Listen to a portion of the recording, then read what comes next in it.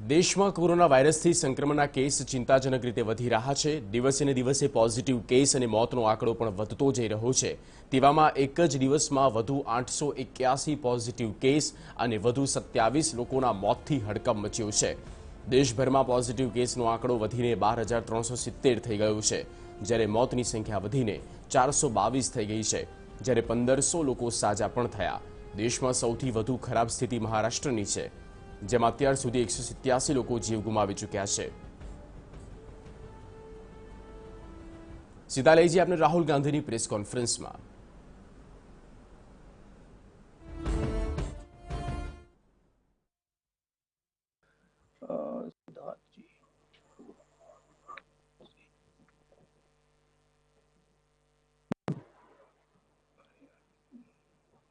Why isn't the images coming on?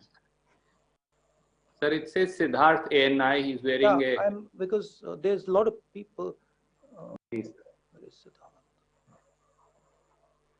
Okay, Siddharth ANI, I found you. Siddharth, go ahead. Sir मेरा सवाल ये है कि आपकी पार्टी ये कह रही है कि आपने समय रहते कांग्रेस ने, और आपको भी इस बात का श्रेय दिया जा रहा है कि आपने समय रहते सरकार को चेता दिया था, लेकिन तैयारी नहीं हुई।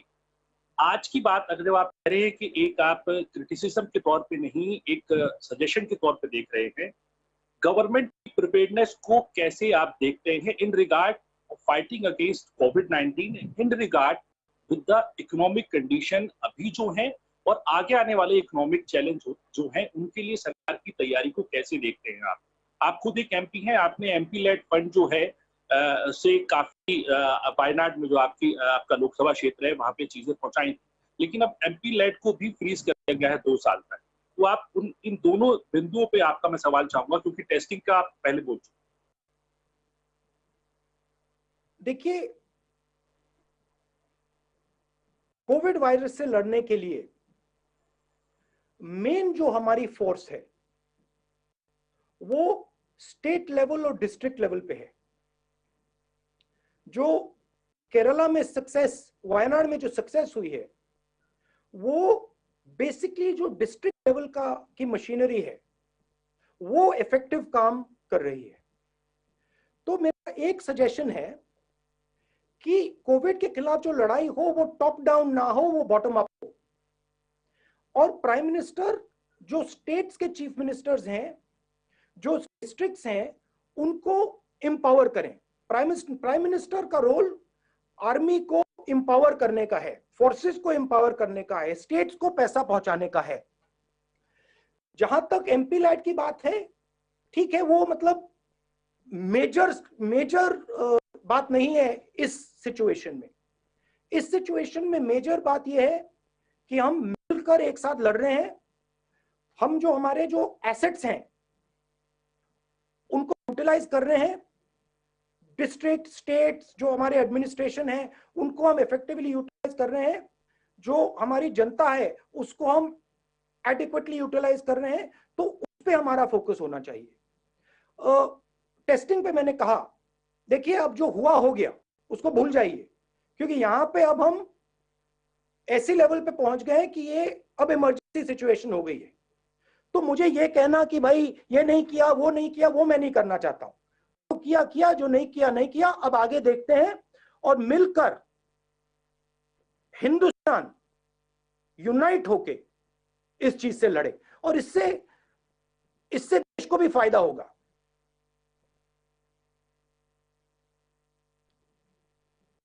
मगर मेरा मेन सुझाव ब्लंट इंस्ट्रूमेंट्स ना यूज करें। न्यूआंस तरीके से स्ट्रेटेजिकली काम करें। आइडिया है कि भाई लॉकडाउन हो गया तो बात बन गई, नहीं, लॉकडाउन हुआ तो बात नहीं बनी है, बात पोस्टपोन हुई है। तो रिसोर्सेज को इफेक्टिवली यूटिलाइज कीजिए, रिसोर्सेज को स्टेट्स के हाथ में दीजिए। जीएसटी जो स्टेट्स को देना है वो दीजिए। चीफ मिनिस्टर्स और डिस्ट्रिक्ट्स से खुलकर कम्युनिकेशन कीजिए। उनकी जो डिमांड्स हैं उनको एक्शन कीजिए। तो ये डायरेक्शन की जरूरत है। शुक्रिया सिद्धार्थ जी। मैं अब पीटीआई भाषा से हक साहब सवाल पूछना चाहते हैं, तीसरी न्यूज एजेंसी से। हक साहब अपना माइक अनम्यूट करके क्या सवाल? जी सर। हाँ जी।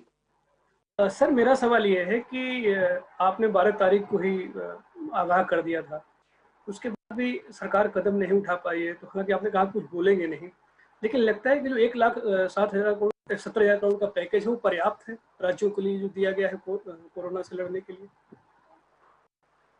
कि जिस प्रकार से पैसा पहुंचना चाहिए, जिस स्पीड से पहुंचना चाहिए, वो नहीं पहुंच रहा है। मैं आपको 2-3 उदाहरण देता हूं। कोरोना से लड़ने के लिए आपको 2-3 स्ट्रेटेजिक चीजें एकदम करनी पड़ेंगी। दो फ्लैंक्स पे एक्शन चल रहा है, एक हेल्थ केयर मेडिकल, दूसरा इकोनॉमिक। थोड़ी सी मैं इकोनॉमिक स्फीयर की बात करता हूं। फूड शॉर्टेज आएगी, आने वाली है। आपके पास गोदाम में फूड सप्लाई है, उसको आप दीजिए। एकदम आप गरीब लोगों को फूड सप्लाई देना शुरू कीजिए। बहुत सारे गरीब लोग हैं जिनके पास राशन कार्ड नहीं है, उनको भी इंक्लूड कीजिए। तो फूड का एक सेफ्टी नेट तैयार कीजिए। न्याय योजना, डायरेक्ट पैसा 20% सबसे गरीब लोगों के बैंक अकाउंट में डालिए। प्रीएम्प्टिवली कीजिए, क्योंकि ये जो हमारी सबसे गरीब लोग हैं, जो वीकर सेक्शंस हैं, जो मैन्युअल लेबरर्स हैं, इनको प्रॉब्लम आएगी, आ गई है और आएगी। तो प्रीएम्प्टिवली फूड नेट बनाइए। मिनिमम न्याय योजना नाम मत यूज कीजिए, कोई और नाम दे दीजिए, बट मिनिमम फाइनेंशियल नेट तैयार कीजिए। बेरोजगारी आने वाली है, शुरू हो गई है और जबरदस्त तरीके से लोग बेरोजगार होंगे। ठीक है, सेंट्रल जो रोजगार देते हैं कौन है? SME, small and medium industry. उनके लिए आप डिफेंसिव पैकेज तैयार कीजिए, उनको प्रोटेक्ट करने का पैकेज तैयार कीजिए। हमारी ऐसी कंपनीज हैं जो कनेक्टेड कंपनीज हैं, स्ट्रेटेजिक कंपनीज हैं, बड़ी कंपनीज हो सकती हैं, उनके लिए आप प्रोटेक्शन तैयार कीजिए। तो ये हुई इकोनॉमिक साइड पे। अब डिजीज साइड पे आप लॉकडाउन के बाद आपकी एग्जिट स्ट्रेटेजी क्या होगी? आपकी टेस्टिंग स्ट्रेटेजी क्या होगी? आपकी मेडिकल स्ट्रेटेजी क्या होगी? आप पीएचसीज को, हॉस्पिटल्स को रैंप अप कैसे करोगे?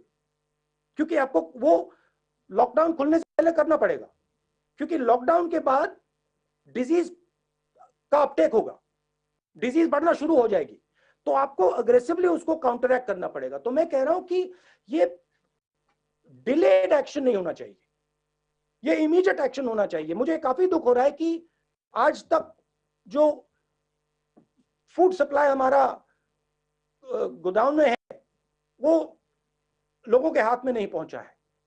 मुझे थोड़ा डिस्कम्फर्ट हो रहा है कि जो हमारी स्मॉल एंड मीडियम इंडस्ट्रीज हैं, उनको आज मालूम हो जाना चाहिए कि उनके लिए क्या किया जाता है, क्योंकि ये अब नेशनल इशू है, सिक्योरिटी इशू है।